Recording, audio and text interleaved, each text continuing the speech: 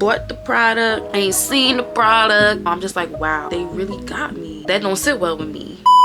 Hey my babies, it's your girl Kristiana, back with another video. If you're new here, welcome. And if you are a returning subscriber, as always, thank you so much for tuning in and sticking around for another video. Today we are going to get to the nitty gritty. Make sure you get your notepads out, your note app in your phone. These tips today are going to help you identify scam emails so that you can avoid being scammed in the influencer industry. Before we get into it, make sure you give this video a big old thumbs up, subscribe to the channel, and turn on your post notifications. Let's hop right into it. For this topic, I am going to have my phone handy because I have some examples that I want to pull up and show you guys. And I do want to go ahead and start off with Instagram. Let's get into the do's and the don'ts and what we need to look out for. I want to start with Instagram specifically because it is an outlet for brands or individuals to reach out and get you to collaborate with them. But it also is the hardest to determine whether it is legit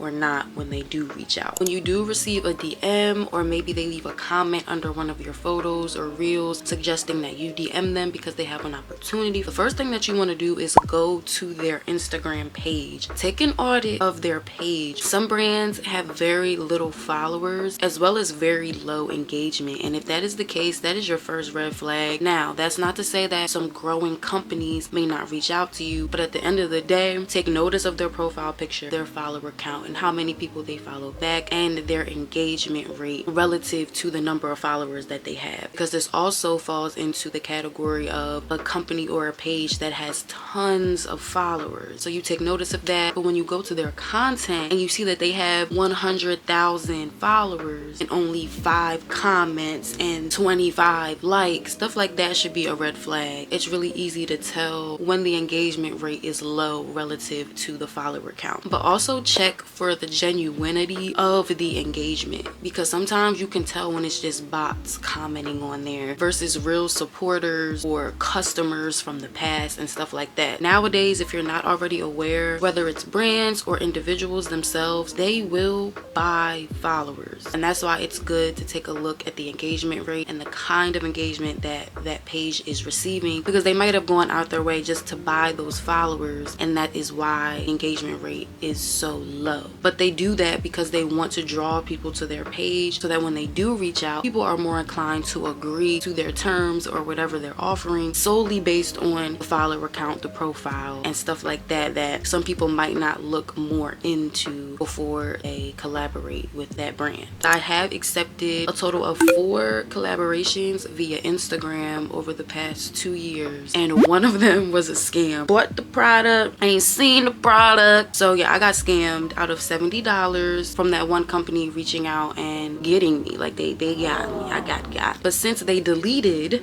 their page, I guess maybe they got one too many reports. I don't have those DMs to show you, so I'm just going to show you some that are green flags. So this was my very first Instagram collaboration. They reached out to me through my comment section on one of my photos. Being that this was one of the first companies that reached out to me through my comments, and still being new to this, I was curious and I wanted to see if they were going to be legit or if they were more so playing games and trying to pull one over on me. I went ahead and DM'd them based on what they had said in my comment section. The first thing we want to take notice of here is that Miss Jada introduced herself and she told me what position that she's in. Off the bat, that's a green flag. She got right into it and told me what she was willing to offer and what that would cost me in exchange. In negotiating or accepting the company's terms, you need to think about what is in it for you, because at the end of the day, this is a partnership. You guys are working together. If they're getting something out of it, you should as well. I was in a place where I was doing a lot of fashion content, so accessories were important to me at the time because it could level up my videos. This being a jewelry company, I said, okay, 60% off. Let me go on the site. I'll check their prices out just to see how much it would be costing me in the end, including that discount. And speaking of getting something in return, Jada also did explain that I could get 50% commission based on the amount of purchases made through the link that she gives me. I was very new to this, so again, I had to think about that. I knew that my follower count was not the best, and my engagement rate also was not that high. So it was very unlikely that I would end up getting that 50% commission. But I looked at it as an investment because, like I said, I could use all the accessories that I purchased in my videos, which at the time had been helping me grow. I just wanted to break it down like that because when you are making these negotiations, you have to think about what's in it for you, and you have to think about how the brand overall is aligning with you and how it aligns with the brand that you are essentially creating. Before we hop into the email segment, I just wanted to pull up this other example of a green flag collaboration. Again, this company left a message under my comments. Now, I wasn't sure how legitimate this page was, although they did have a good follower count, good engagement rate relative to their follower count. I was able to find them on Amazon. They had a legit storefront and a website of its own. That's what made me ultimately go through with it. I definitely sift through some things before I even reach out to them or reply to their messages. But I just wanted to point this out that I asked them what they have to offer, and she got back to me in full detail about what this company entails, what they offer. She gave me a direct link to the website, and she explained in depth the goal of the company. Now that is a green flag, because if someone cannot tell you even just a little blurb about the company, that is a red flag. Typically they don't send this much information, but I just wanted to use this as an example to show you that if they really want to work with you and they are a legit brand, they will give you the information that you ask for. And this example is a little bit better than the first solely because they did not ask me to purchase a thing. They told me to pick out some colors. This is a nail polish company, and they told me they would send it. Yes, I do give them my name, my address, my phone number, but that's something that we literally put on the web all the time when we order online. So that isn't something super alarming when it comes to making these collaborations and sealing the deal by giving your personal information so that the product can be shipped to your home or wherever you feel comfortable. It gets different when they start asking for social security numbers, bank account numbers, and stuff like that. You have to like really use your brain,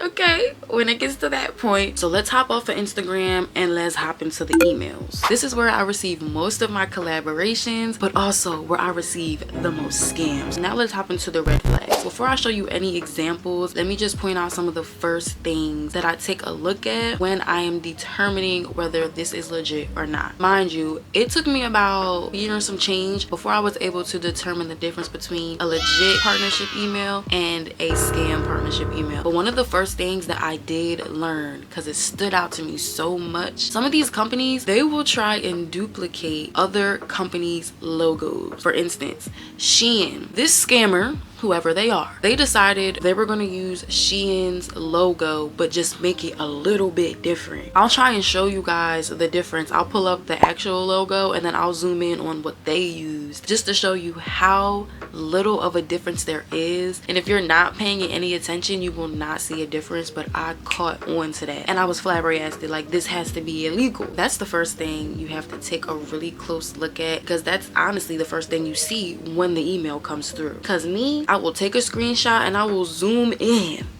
on that logo, because like, what? But then it gets better, because when you start reading, this is how you really know. The majority of scam emails that I've gotten claim to be having some new brand launch in the fashion sector of the company or the hair sector, makeup sector. Apparently I'm a good fit. Okay, sounds intriguing, right? They usually use the phrase influencer campaign. I feel like it's a psychological thing, because it's like they obviously have found you. They can tell that you want to be an influencer, so they're going to throw out certain keywords to make you be like, oh my gosh, yes, this is for me. Yes, you've come to the right place. But in reality, it's all a psychological game. But not only will they ask you to be a part of their influencer campaign, they'll tell you that you'll receive this endless amount of PR for unrealistic amounts of money per post using that PR. In a way, that is how most legitimate professional brands will try to recruit you, but not so outright. They want to reach out and get your approval before they give you even more information. They don't just dump everything that they're going to offer on the table. They want to give you just the right amount of information for you to determine if you want to move forward, and should you agree, then they'll go into more detail. If they're just offering this left and right, left and right, left and right, it's just kind of like, Again, a psychological game. That leads me to another example, perks through the first email, right? Point number 2 says, we will be sending you our PR packages every month. This means you will get to show off your newest items completely free with no catch, right? Then you go down to point 3. Every time you post a shout out, we will usually start with a payment of $1,000 per post. Okay, be for real. Be for real. When people make offers like this to you, this is when you have to be very real with yourself and say, where am I at in my content journey? What kind of quality is my content portraying that would incline a brand to want to pay me $1,000 a post? That's just the reality of it, okay? Because at this time when they're sending me this, I just started posting pictures every week, posting more reels a week, and it was like, okay, like I'm doing a little something, like, you know, I'm making something shake, but like $1,000 a post, like PR packages every month, like I don't think I'm there yet. So you just have to be honest with yourself. Don't let this psychological chokehold get a hold of you, okay? Like they're really just trying to get you. So I did reply just to see what they were gonna say. It already was sus to me because why are you formatting your email like that? We're gonna get into that. But when I did reply, they went from no cost to you at all, PR packages every month, to we do require a shipping fee of $50. Huh? You told me this was free. That is when I started to learn, oh, okay, like this is a scam. Like $50 is a lot, but at the same time it's not, right? But then when you really think about it, if they're hitting up 1,000 influencers with these same emails, they making some cash because somebody's gonna pay that 50, okay? And I've been there. I'm gonna show y'all an example later where it was so legit, the dialogue, but it turned out to be a scam. Anyways, saying all that to say, you should not have to pay for anything. If they reach out to you and want you to promote something for them, they should not ask you to pay for a shipping cost, for the box to put the product in. They should not ask you to pay a penny. It doesn't matter if they give you a coupon code or not. And that is the mistake I was referring to earlier through my Instagram DMs with that one company. Yes, it was legit because the code worked. They further promoted every post that I made and I got exposure that way, and it ended up being something good. But again, I told you before, you have to make that judgment for yourself. I did. I took a calculated risk and it was good. But in many cases, especially in your emails, when they ask you to pay for something, it doesn't matter if they offer you a coupon code or just tell you, oh, it's just shipping, we're gonna pay for the rest. At the end of the day, you should be getting something in return anyway, whether that's exposure, money, straight up getting paid for this promotion, or even practice. Because as a new content creator, I was very humble about receiving unpaid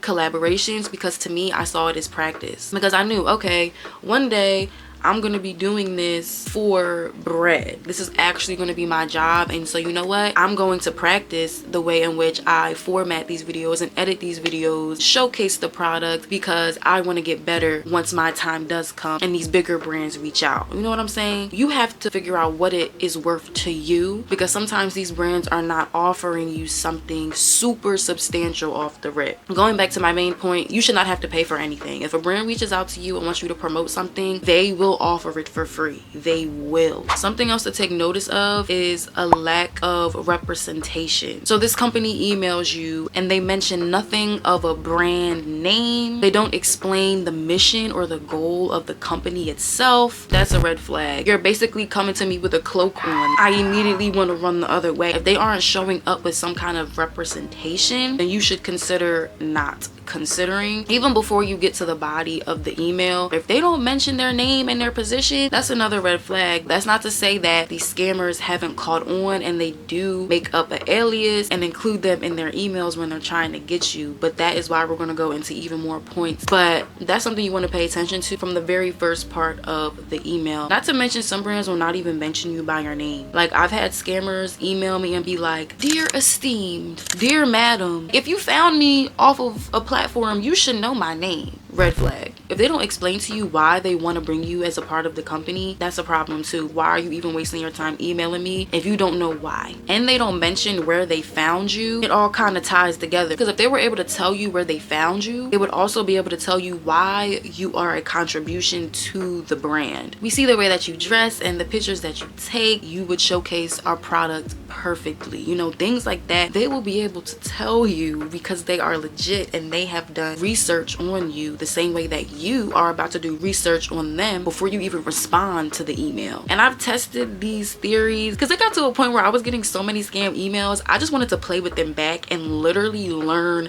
from these scam emails so that I no longer got scammed. One day I literally just messaged one of them back knowing it was a scam. I just wanted to see how far they were going to take it. I said, hello, to whom am I speaking with? When I tell you they ignored my email and literally just sent me another jumble of words through an email trying to get me to accept. Like, at that point, you know, they didn't address my question at all. They addressed the fact that I emailed them back because they sent me another email, but they did not answer my question. Another time I asked someone where they found me, and you know what they said? They said they found me through a friend of a friend. I said, oh, which friend? They said, I don't remember.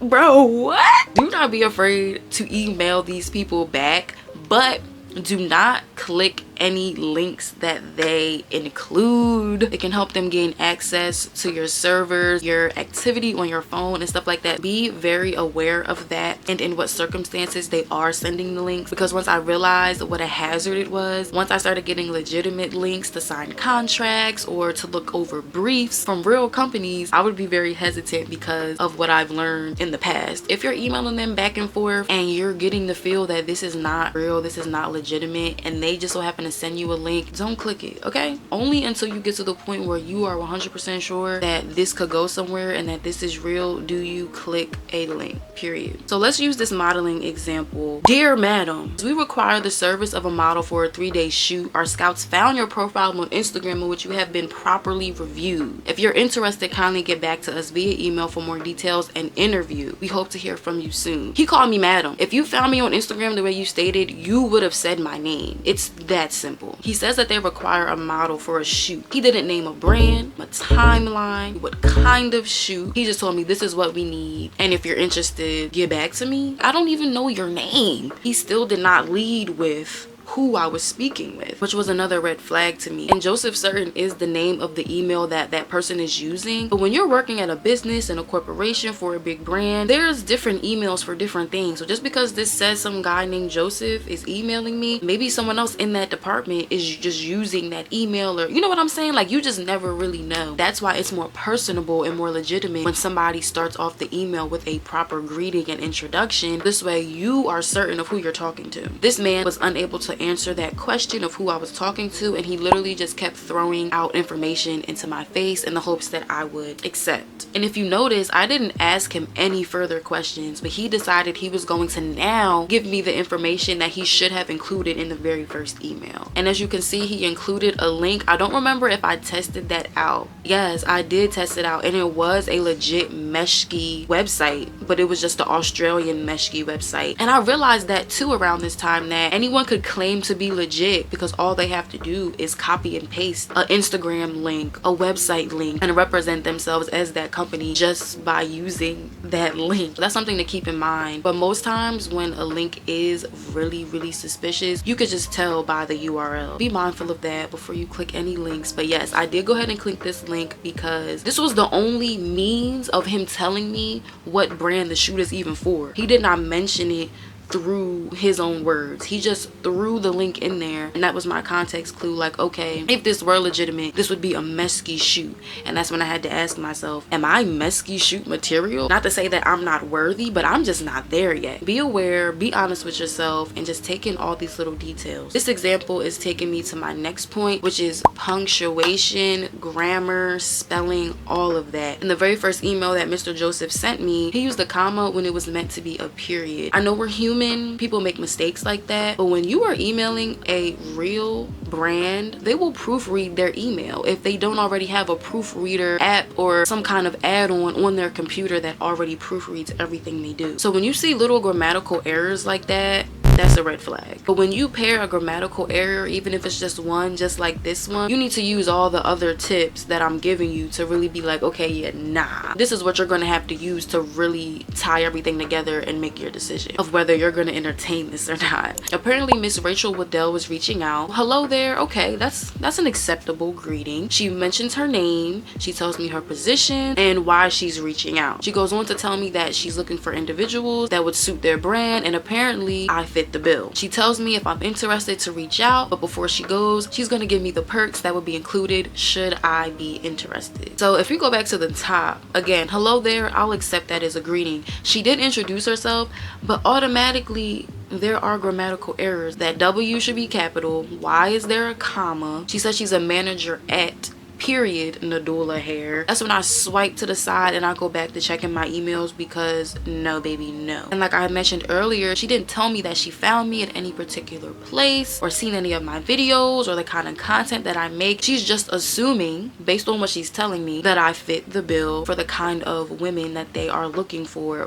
this campaign or this collaboration. That don't sit well with me. Then she goes on to showing a lineup of perks, which any professional company would not do. She's sitting here lining up all the perks. It's kind of just like throwing out your bag of tricks, you know what I mean? And that's not something that any professional would do, so you want to keep that in mind. Whoever this scammer is realizes that you want it and you want it bad, and these are the kind of things that you want, so they're going to list them out in the hopes that you will fall into the trap. Let's talk about this format. Like, nobody in the industry will write a paragraph out like that. They just will not. If you went to college, if you took any kind of course in elevated English, it will tell you how to write an email. There is actually an email format, and this is not it. So if you see this, go back to what she was doing, girl. If anyone actually wanted to get some information from this email, it would be hard for the mind to even register where to start based on how this is written out. But I am going to get into detail about what you should expect when you receive a legitimate brand collaboration partnership email. But before I do, let me just make this one last point that I have taken notice of. I've noticed that I'm more likely to receive a scam email overnight. At 2, 3, 5 in the morning, I'll have some scam emails. So at this point, I've assumed that it's solely because there are scammers overseas in a different time zone who are awake and beginning their day of scamming. I think what helped me make that connection though is that I do also get legitimate brand deals from a lot of companies that are overseas. I do have to wait an entire day to hear back from them. That in itself is what made me realize, okay, while there are people overseas up and actually working and getting emails back to people like me who they're doing collaborations with, there are also people who are up doing the same thing but in the form of a scam. And something I've recently taken notice of, when I make a niche change on my channel or my Instagram, certain brands that have never reached out will begin to reach out. At first I thought it was legit, but now I'm realizing that switch of video style or topic, it triggers the scammers. If you've been following my channel, you know that I post all kinds of videos. But when I posted my first podcast video, literally the next day I had a scammer reach out to me about a microphone. When I start to switch up my content, it triggers a new field of scammers, because I haven't gotten as many hair and fashion scams in the last few months, but as soon as I posted something different on my channel that wasn't in relation to those things, I started to get more of those emails in reference to that. So that being my newest piece of information that I have gained on this topic, I figured I'd share that with you. But now I want to get into our examples of what we want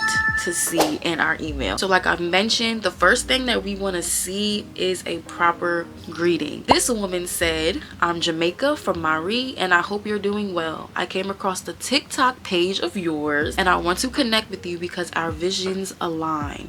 Off the bat, I'm ready to keep reading. She introduced herself.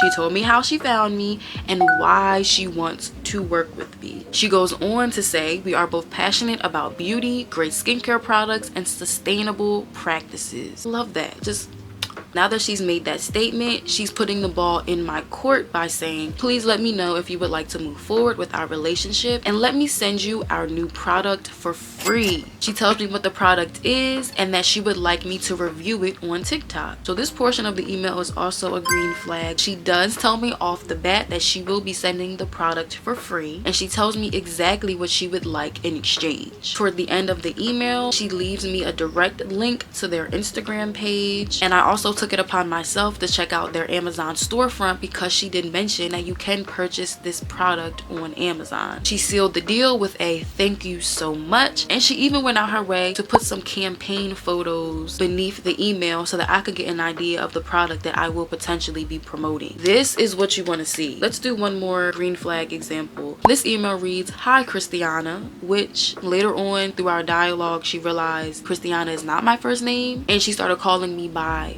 adore. That's just another green flag to me, because that just proves I'm working with a real person with real observation skills and good intent. My name is Carla. I am a marketing coordinator at Tress Wellness. Check. The creator of the best-selling wax kit on Amazon. Off the rip. The greeting, she called me by my name, even though she didn't, but you know. She introduced herself and told me her position at the company and what company that is. She mentioned the product in question, and she gave me a little bit of stats on the product. Immediately, I'm drawn in. I want to hear more. I came across your profile and I noticed that your content aligns well with our brand. She's giving me a reason for her reaching out and why she thinks this collaboration would be useful. We would like to collaborate with you and have you feature our product on your YouTube channel. In return, we would be happy to offer you a sample product for you to try. So Carla goes on to explain the terms and what she expects. Those are green flags. And she ties the email up by saying, please let me know if this is something that interests you. I would be happy to provide more information about our product and our community. Thank you for your time. Hoping to hear from you. That is a citation. Should you see something like this, be confident. Be confident that you just got a brand collaboration opportunity. And something else I want to point out with this example specifically, the brand logo has been inserted at the bottom, as well as direct links to every platform that they are on. And in this case, it is safe to click the links. The way that this email is formatted, her dialogue, the way that she communicated everything in a detailed manner yet very concisely, this all checks out. So at this point, you should not be scared to go ahead and click those links. Like I said, at this point, you should be very, very happy because you just got a brand deal. I just want to pop this example up on the screen as well, just so you guys can take a look at it. I have so many examples that I want to show you guys, but I don't want to leave you here all day. I do want to point out that early on, I did get scammed via email, because even though I was picking up on the clues slowly but surely of how to identify a scam email, this scammer right here knew what they were doing. Everything checked out. This was from a company who wanted me to create some UGC content. This was really exciting for me. This was at a time when I was researching a lot of UGC material, hence why they hit me up. At the time, I hadn't made that connection of, oh, I'm switching up my niche, I'm posting different kinds of stuff, I'm researching new kinds of stuff. Whoever is in this system tracking me, following me, looking at my activity has noticed, and now they're gonna hit me up and get me out of $40. Then I finally email them back in terms of my completion, and I hear nothing. At the time, it seemed so convenient, but now I know it was not a coincidence. Where the red flag stood was one that I mentioned earlier. They gave me a coupon code and told me to purchase this product. It was half off. In return, they would pay me $700. That was the incentive for me. I'm like, all right, I'm gonna pay $40 to make $700.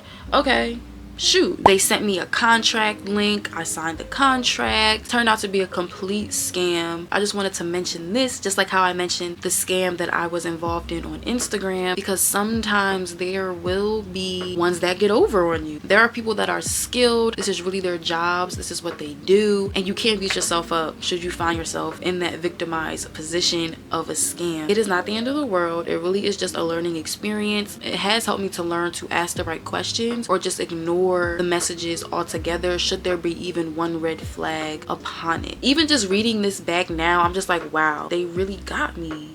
That's crazy. This is part of what comes with the territory of being a content creator. So with all that being said, those were my tips on how to avoid being scammed in the influencer industry. I'm sure I will learn so much more as time goes on. I hope you guys wrote down some notes or just saved this video so that you can refer back to it when you are trying to decide whether you should respond to a brand related email. If this video was helpful at all, make sure you smash that like button right now. Make sure you subscribe to the channel if you haven't already, and hit that bell right beside it so that you can be notified every time I upload. And I will see y'all babies in the next video.